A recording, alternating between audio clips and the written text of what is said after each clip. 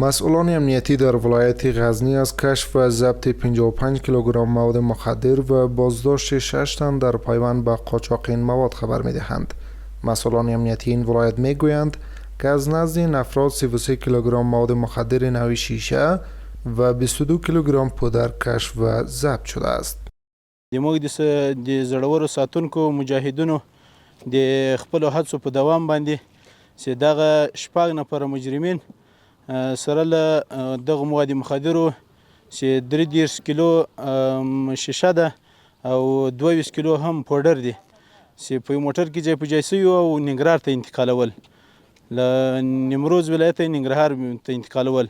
سره له شپږو مزدورینو نیول سوي دي چې په هغو کې 2 دانې هم اناث دي او 4 دانې ذکور دي. نیروهای امنیتی نیز از تامین امنیت در این ولایت اطمینان می‌دهند. سل کې اطمینان ورکړو خلکو ته هیڅ نوع مشکل نشته، په ډاډه زړه باندې تګ راتګ وکړي، هیڅ نوع مشکل نشته. موږ 4 ساعته بیرې او چکپنونه لرو، 4 ساعته موږ د دوی په خدمت کې. په دې لویه لاره کې موږ شپه ورځ په تلاش کې یو د خلکو په خدمت کې او 4 ساعته خلکو ته ډاډ ورکوو چې هیڅ مشکل نشته په دې لاره. خپل هر څه تګ راتګ ته دوام ورکړي او خپل په اسانی سره شپه ورځ کوي که ورځ که شپه موږ د دوی په خدمت کې. گفتنی است که نخستین بار نیست که نیروهای امنیتی در غزنی جلوی قاچاق مواد مخدر را میگیرند. پیش از این نیز بارها از کشف و ضبط 10 کیلوگرم انواع مختلف مواد مخدر در این ولایت گزارش داده است.